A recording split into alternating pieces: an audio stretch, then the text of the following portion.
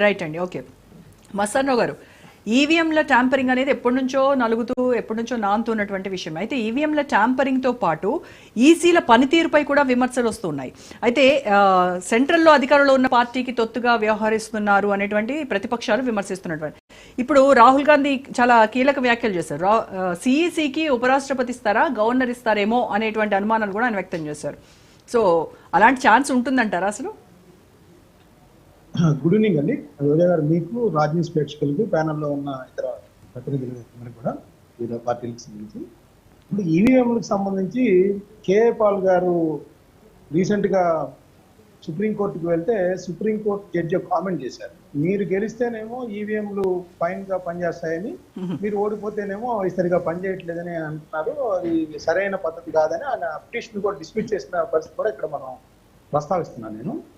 నిజానికి అంటే ఈవీఎంల కంటే కూడా రాహుల్ గాంధీ గారు రైజ్ చేసిన ఆరోపణల్లో మనం ఒకటి గమనించాలి. ఆయన ఏమంటారంటే మహారాష్ట్ర ఎన్నికలకు సంబంధించి ఎగ్జాంపుల్గా చెప్పారు.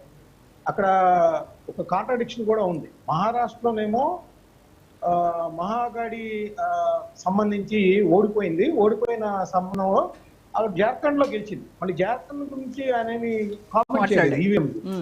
సో అక్కడ మనం అది గమనించాలి.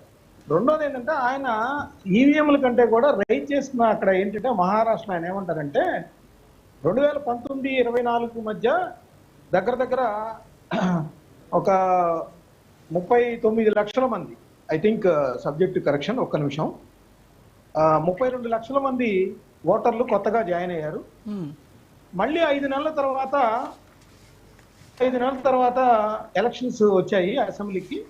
మళ్ళీ తాజాగా 39 లక్షల మంది ఓటర్లు అక్కడ నమోదయ్యారు. ఇది అత్యంత ఆశ్చర్యం కలిగించే విషయం అనేది ఒకటి. రెండోది ఆయన ఏమంటాడంటే లోక్సభ ఎన్నికల సందర్భంగా ఏదైతే వాళ్ళ ఇండియా కూటమి గెలిచిన లోక్సభ స్థానాలు ఉన్నాయో ఆ స్థానాల్లో మాత్రమే ఇట్లా ఎక్కువ ఓట్లని నమోదు చేశారు. అదే ఆయన ప్రధానంగా చేస్తున్న ఎలిగేషన్. రెండోది ఏమంటారు, మహారాష్ట్రలో అడల్ట్ పాపులేషన్ కంటే కూడా ఓటర్ల సంఖ్య మించిపోయింది అనేది ఆయన చెప్తున్న ఇది ఎలిగేషన్స్. వీటికి సంబంధించి ఎలక్షన్ కమిషన్ కి పదే ఆయన రిపీటెడ్ గా వాళ్ళ పార్టీలు ప్రతినిధులు ఏవైతే అక్కడ ఎన్సీపీ కానీ వాళ్ళ కుటుంబంలో ఉన్న వాళ్ళు, శివసేన కానీ కాంగ్రెస్ పార్టీ కానీ సిఈసికి కంప్లైంట్ చేస్తే ఒక్కసారి కూడా రెస్పాండ్ కాలేదు అనేది ఆయన చెప్తున్న ఎలిగేషన్. సో దానికి సంబంధించి ఆయన ఇప్పుడు దానికి ఇప్పుడే కాదు, నేను గతంలో కూడా చెప్తాను, ఆయన గతంలో కూడా ఐపీఎల్తో పోల్చారు. ఐపీఎల్లో మ్యాచ్ ఫిక్సింగ్లు జరుగుతూ ఉంటాయి.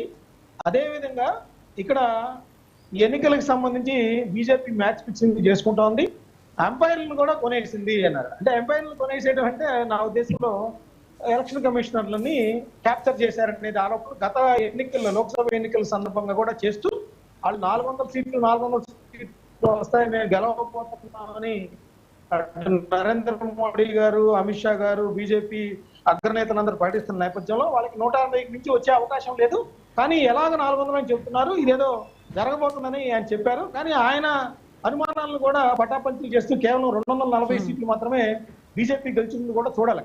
ఇంకోటి కూడా నేను చెప్తాను, ఈవీఎంల మీద ఎలిగేషన్ చేసేటప్పుడు ఏంటంటే జార్ఖండ్, మహారాష్ట్ర లాగే ప్రియాంక గాంధీ గారు వయనాడులో పోటీ చేసినప్పుడు మరి రాహుల్ గాంధీ గారి కంటే కూడా 4 లక్షల పైచీలకు మెజారిటీ వచ్చింది. నిజానికి ఒక కాంగ్రెస్ పార్టీ గాంధీ కుటుంబం నుంచి వస్తుంది, ఆమెను ఓడించడం ద్వారా అసలు కాంగ్రెస్ పార్టీని పూర్తిగా చంపేసే పరిస్థితి కూడా ఉంది. మరి బీజేపీ ఈవీఎంల మీద గెలిచేటైతే అది ఎందుకు ఉపయోగించుకోలేదో నాకు తెలియదు. ఆమె 4 లక్షల పైగా ఓట్ల మెజారిటీ ఎలా సాధించింది అనేది కూడా కావాలి.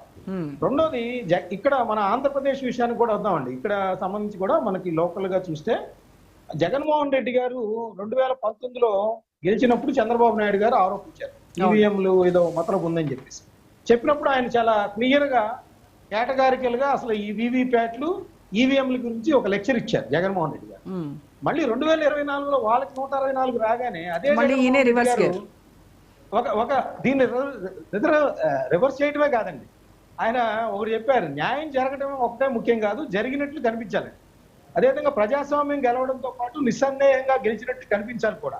ప్రపంచం మొత్తం మీద ప్రజాస్వామ్యం కొనసాగుతున్న అత్యధిక దేశాల్లో ఎన్నికల ప్రక్రియ కోసం పేపర్ బ్యాలెట్ బ్యాలెట్లే వాడుతున్నారు, ఈవీఎంలు కాదు. ప్రజాస్వామ్యం అసలైన స్ఫూర్తిని కొనసాగించేందుకు మనం కూడా ఇదే దిశగా ముందుకు కదలాలని ఆయన ఈవీఎంలు వద్దు మర్రో మళ్ళీ బ్యాలెట్ పేపర్ కావాలన్నారు. కరెక్ట్ గా ఇక్కడ సుప్రీంకోర్టు ఏదైతే చెప్పిందో గెలిచినప్పుడేమో ఓకే అంటాం, ఓడిపోయినప్పుడేమో అది సరైనది కాదంట.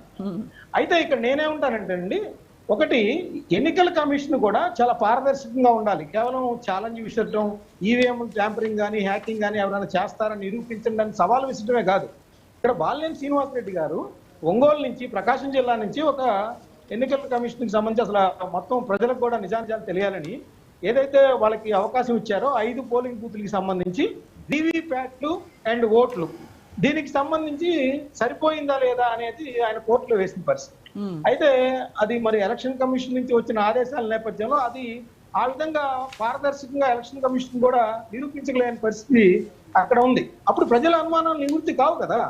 ఎక్కడైతే వాళ్ళు 5 పోలింగ్ బూత్ల్లో అవకాశం ఇచ్చారో వాటికి సంబంధించి పోలైన ఓట్లు, వీవీప్యాట్లు కరెక్ట్ గానే ఉన్నాయి అనేది ప్రజలకి ఒకసారి కనుక ఎక్కడ ఏ అసెంబ్లీ నియోజకవర్గం కావచ్చు, లోక్సభ కావచ్చు, ఈవీఎంలు వాడిన ఏ నియోజకవర్గంలో అయినా ఆ విధంగా ఓపెన్ గా కనుక అది నిరూపించగలిగితే ఖచ్చితంగా అది ఎలక్షన్ కమిషన్ ప్రజల అనుమానాలని అటు ఇట్లా నాయకుల ఆరోపణలు కూడా ఖండించినట్లు అవుతుంది అనేది చూడాల్సిన అంశం. కానీ మరి గతంలో చాలా మంది ఈవీఎం ట్యాంపరింగ్ జరుగుతుంది అని డెమాన్స్ట్రేషన్లు కూడా చూపించారు కదా. లేదండి, అది ఎలక్షన్ కమిషన్ చూపించినప్పుడు డెమాన్స్ట్రేషన్ ఇక్కడ చూపించారు, మన ముందు మీడియా ముందు చూపించారు. కానీ ఏదైతే ఎలక్షన్ కమిషన్ ఛాలెంజ్ విసిరిందో అక్కడికి వెళ్ళి చూపించలేని పరిస్థితి ఉంది. మహారాష్ట్రలో ఆ విధంగా ఆయన అమెరికాలో ఉండే ఒక అతను సుజయ్ అనుకుంటా, బహుశా నా పేరు, అతను ఆ విధంగా నిరూపించి తెలిస్తే అతని మీద భారత ఎలక్షన్ కమిషన్ కేసు కూడా నమోదు చేసిన పరిస్థితి కూడా ఉంది. అంటే నేననేది ఏంటంటే అలా ఛాలెంజ్ విసిరినప్పుడు అది పబ్లిక్ గా, ఇప్పుడు రాహుల్ గాంధీ గారే ఉన్నారు, అదే హ్యాకింగ్ చేసే అతను లేకపోతే ఈవీఎం ట్యాంపరింగ్ ఏ విధంగా చేయొచ్చో ఇప్పుడు అతను తీసుకెళ్లి చూపిస్తానని అడుగుతా ఉంది కదా ఈసీ కూడా. ఖచ్చితంగా ఒక భారత జాతీయ పార్టీ గతంలో అనేక సంవత్సరాలు అధికారంలో ఉన్న పార్టీగా నిరూపించవచ్చు. ఓట్ని ఎలిగేషన్ చేయడం కాదు, ఇవంటే మహారాష్ట్రలో స్పెసిఫిక్ ఎలిగేషన్ చేస్తారు. ఈవీఎంలకు సంబంధించి కాకుండా కొన్ని నియోజకవర్గాల్లో ఈ విధమైన పరిస్థితి ఉంది. అడల్ట్ పాపులేషన్ కంటే ఓటర్ల మధ్య సంఖ్య మధ్య చాలా డిఫరెన్స్ ఉంది అనేది కూడా చెప్తున్నారు. ఇంకోటి కూడా ఒరిస్సాకి సంబంధించి కానీ ఆంధ్రప్రదేశ్ కి సంబంధించి కానీ ఇక్కడ లేటెస్ట్ ఎలిగేషన్ చేసింది ఏంటంటే పోలింగ్ రోజు పోలైన ఓట్లు, అదేవిధంగా ఫలితాలు వచ్చిన రోజు ఏదైతే మెజారిటీలు వచ్చాయో వాటికి సంబంధించి కొంత వేరియేషన్ కనిపిస్తుంది అనేది చెప్తా ఉన్నారు. ఏదేమైనప్పటికీ కూడా ఎలక్షన్ కమిషన్ ఖచ్చితంగా ఇప్పుడు కేజ్రీవాల్ గారు వాళ్ళ ఆరోపణలు చేస్తా ఉన్నారు. రాజేంద్ర కుమార్ గారి మీద, చీఫ్ ఎలక్షన్ కమిషన్ మీద చేశారు. ఆయన బీజేపీకి ఆయన ఎందుకు దాసం అవుతున్నారంటే ఆయన ఈ నెలలో రిటైర్ అవుతున్నారు, రిటైర్ అవ్వగానే ఆయనకు మంచి పోస్టు, లాభదాయకంగా ఉండే పోస్టు ఇస్తా ఉందని చెప్పేసి.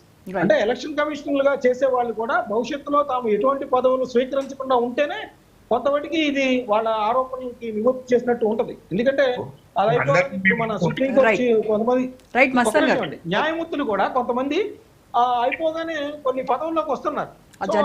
ప్రజల్లో అనుమానాలు రేకెత్తిస్తాం.